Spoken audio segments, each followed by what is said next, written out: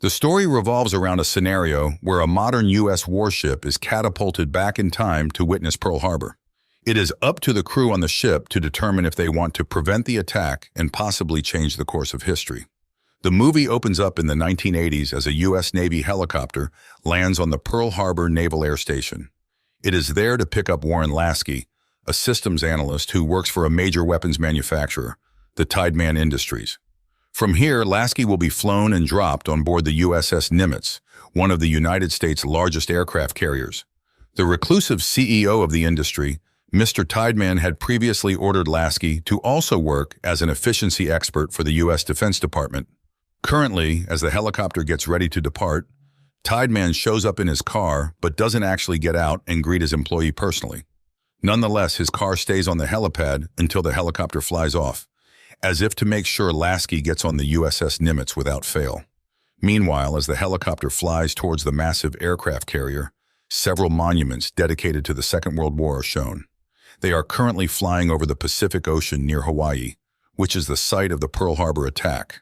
Soon afterwards, Lasky boards the USS Nimitz, which is currently carrying out naval exercises in the mid-Pacific Ocean. Inside the control room, the ship's captain, Matthew Yelland, oversees training flights of the fighter jets that the ship is carrying. On this training session, the ship has several F-14A Tomcat, which are all-weather, supersonic fighter jets. Alongside it is also carrying a few A-7 Corsairs, which are subsonic fighter bombers, and other aircrafts and helicopters.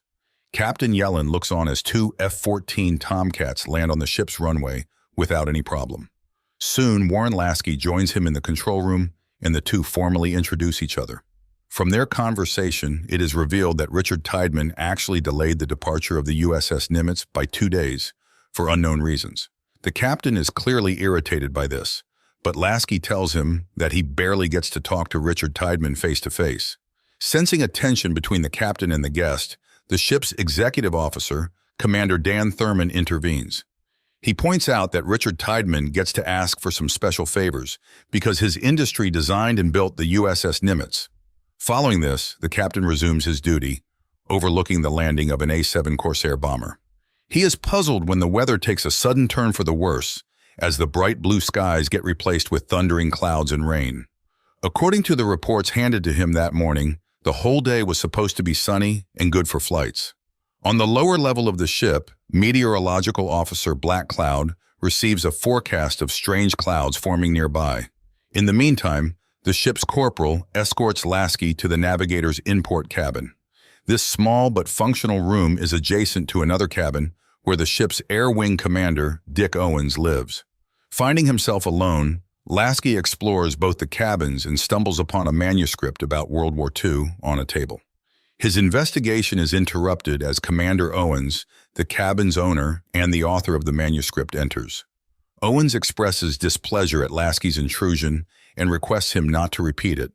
One of the ship's sonar crew notices a large and unusual storm approaching the Nimitz despite earlier reports of clear weather. The contact between the aircraft carrier and the fighter jets trying to land is lost due to the storm's interference. Captain Yelland summons Meteorological Officer Black Cloud to the command room. Soon afterwards, he arrives with bad news. The water temperature around the ship has plummeted by 5 degrees, while the pressure is continuously rising instead of decreasing. Additionally, dark clouds form and dissipate radically, leaving Black Cloud bewildered by the phenomenon. In the meantime, Commander Dick Owens also arrives in his station. Just like everyone else, he too is puzzled by the sudden change in weather. But he is extra worried because one of the A-7 Corsairs is being flown by a rookie pilot. To make matters worse, the communication between the Corsair bomber and the command section is continuously interrupted. Just then, Commander Owens gets a call from Yelland. The captain says that he urgently wants all the jets to return on board, as he does not want the ship to remain in such weather conditions. Following this, Commander Owens urgently orders the rookie pilot to land. But through a patchy radio connection, the pilot says that his plane's landing hook has been damaged as he cannot get it to work. This message is quickly relayed back to Captain Yelland, who issues a ship-wide emergency. The entire crew comes up to the runway and quickly puts together the emergency landing nets at one end of the deck. Just as the crew empties the runway in preparation for a potentially dangerous landing, a mysterious vortex approaches the Nimitz. Commander Owens watches on in horror as bright swirling clouds begin to open a sort of portal right in front of the ship. A sharp, high-frequency noise penetrates the airwaves, bringing everyone down to their knees in pain. The strange phenomenon also fries up several electronic devices as the ship continues to navigate through the peculiar electromagnetic portal. In a strange twist, the storm ends as abruptly as it began, and the ship emerges mostly unharmed.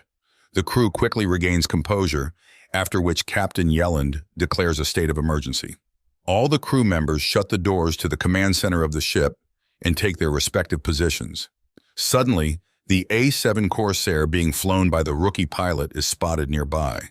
The crew watches nervously as it approaches the runway shakily. Fortunately, the bomber lands successfully with only a minor crash, and the pilot is taken for medical attention. Next, Yelland orders reports from all stations and the ship appears to be in perfect order. However, soon the military notices that their radars and other equipment are down. They are incapable of sending signals except for a range of 200 meters around the ship. Even though they seem to be exactly in the same position as they were before the storm, the radars cannot pick up any other ships that were there only a few moments ago. This malfunction caused them to lose all contact with the base command at Pearl Harbor. In the next scene, Yelland orders Commander Owens to send helicopters and reconnaissance planes towards the base. He then gathers the commanders of all units for an emergency meeting. Below, one of the officers working on radio communications thinks all this is a test from the Pearl Harbor base. However, the captain does not think so, as he suspects that the strange phenomenon could be due to a nuclear strike. In the meeting with the heads of all the units, he asks everyone to be ready for a scenario of war. The ship has tried to establish contact with every possible base, including White House, but to no avail. However, the reconnaissance jets that flew towards Pearl Harbor report that everything there is normal and shows no sign of a nuclear attack. Just then, the radio operator of the ship receives strange broadcasts from Hawaii. They sound like classic radio from the pre-World War II era, leaving everyone puzzled. Shortly thereafter, the ship's radar operator reports the presence of a small boat several hundred miles from the Nimitz. The captain sends 2 F-14A jets to investigate the area. The scene shifts to the small boat, which happens to be the personal yacht of popular Senator Samuel Chapman. Currently, he is taking a cruise, listening to a radio broadcast and discussing politics with his friend, Arthur. Also on board are the senator's secretary, Laurel Scott, and her dog, Charlie. Soon, the excited dog rushes onto the deck and barks, looking at the sky. Sure enough, the 2 F-14A fighters fly overhead with blinding speed. Unable to comprehend the speed of the jets, the senator orders Laurel to ask for investigation when they return back to the office. The pilots report back to the captain that they have spotted an old, well-preserved civilian yacht flying the U.S. flag. Yelland orders them to continue observation and sends refueling aircraft to them. Meanwhile, on the Nimitz, the crew listens to the only available radio broadcast, which is airing a 40-year-old boxing match. A visibly irritated Captain Yelland turns off the broadcast and goes to get some fresh air with Executive Officer Dan Thurman and Lasky. He asks Thurman for his opinions on what is happening currently. The officer replies that the radio is simply airing nostalgic music and sports, but Yelland dismisses this suggestion. On the other hand, Lasky expresses a very peculiar opinion. He speculates that everything happening could be part of a secret naval exercise that the crew of the USS Nimitz was not informed beforehand. Both Thurman and the captain find this idea credible and question Lasky if he knows anything since he works for the U.S. Defense Department. In response, Lasky says he is just as clueless as they are. Just then, a junior crew member urgently calls the captain to the radio room. Yelland and Thurman make their way to the room only to find another strange radio broadcast being aired. This time, it is a news broadcast talking about the impending German attack on the USSR. To add to their bewilderment, the photos of Pearl Harbor base, taken by the reconnaissance aircraft, arrive. The photos prompt Yelland to bring up Lasky for further intel.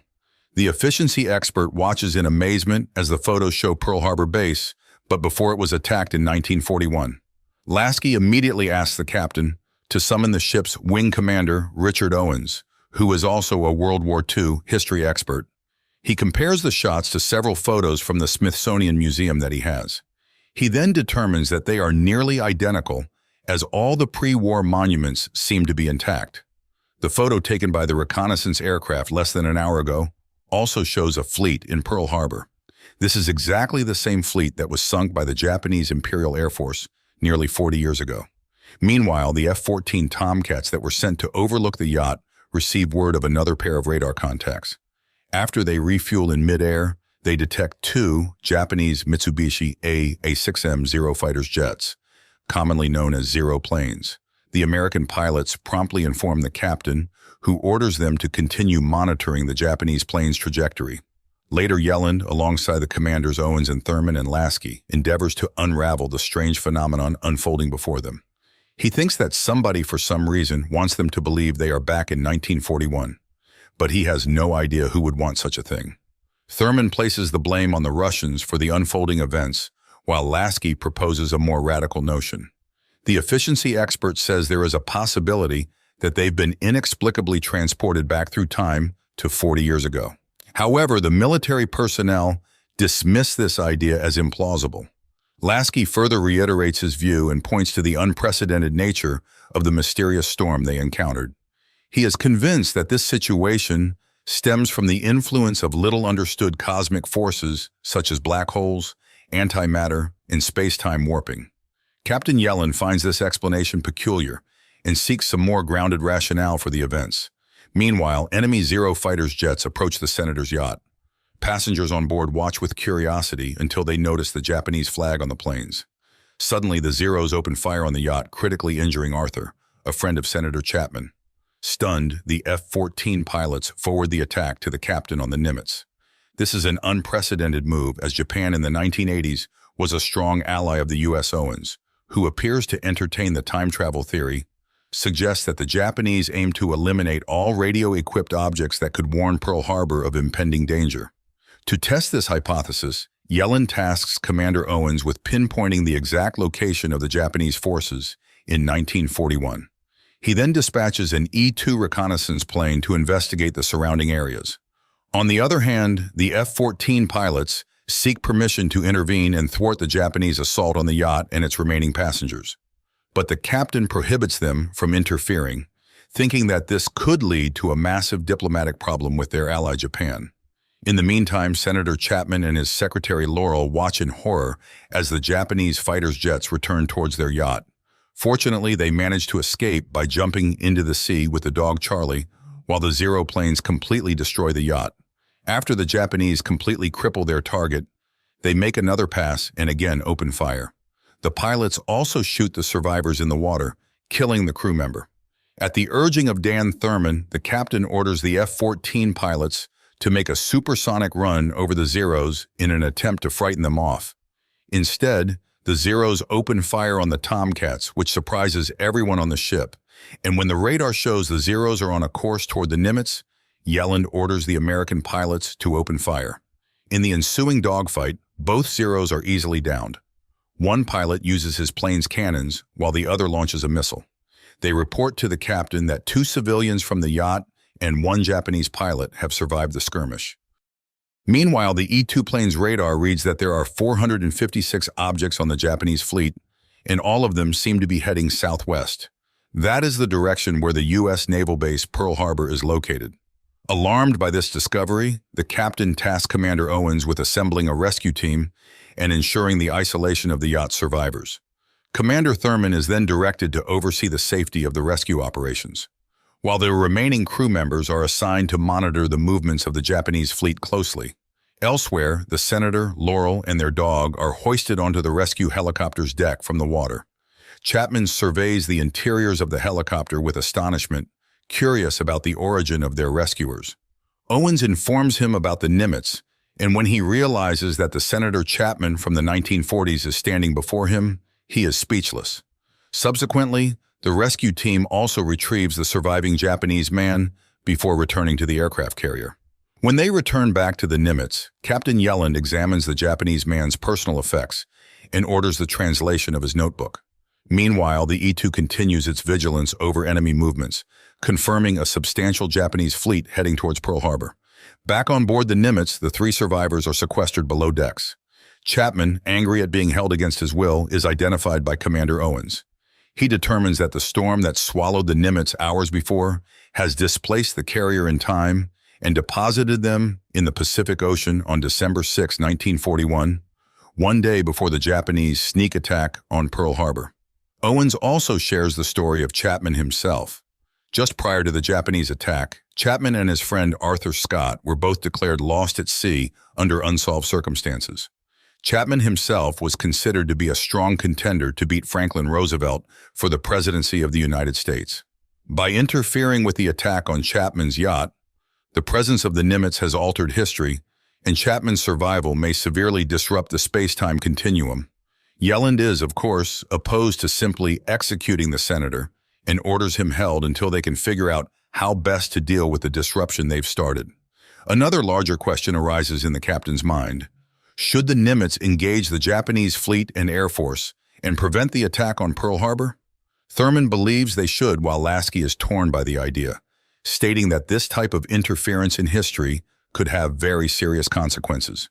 Yelland grapples with the idea himself and determines that the Nimitz, bound by its loyalty to engage all enemies, no matter the place or time, will participate in the battle. Meanwhile, the Japanese prisoner converses with Lieutenant Kajima, a Japanese-speaking member of the Nimitz's crew, and demands access to a radio to contact his own superiors.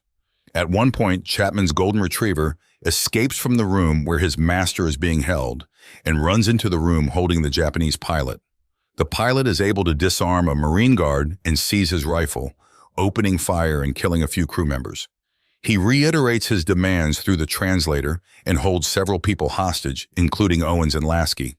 Owens is ordered by Yelland to tell the pilot that they are from the future, citing his knowledge of the names of the ships of the Japanese Imperial Fleet nearby. The pilot is temporarily overwhelmed by the news and is distracted long enough for Marines to move in and kill him. Yelland's intention of stopping the destruction of the American fleet at Pearl remains unchanged. As a safety precaution and the method best determined to restore the space-time continuum to normality, Chapman and Scott will be left on a nearby deserted island while the attack takes place. A helicopter takes them out with Owens to the island. Scott and Owens both jump out onto the sand. However, Chapman seizes a flare pistol and demands to be flown back to Hawaii. A crew member tries to take the pistol, which goes off, causing the chopper to explode, killing Chapman and the crew. Owens and Scott are stranded. Back on the Nimitz, Yelland addresses his crew, telling them that they will engage the Japanese Air Force as they attack Pearl Harbor. However, just after the Nimitz's strike phalanx is launched, the same sort of storm that propelled the Nimitz through time appears again.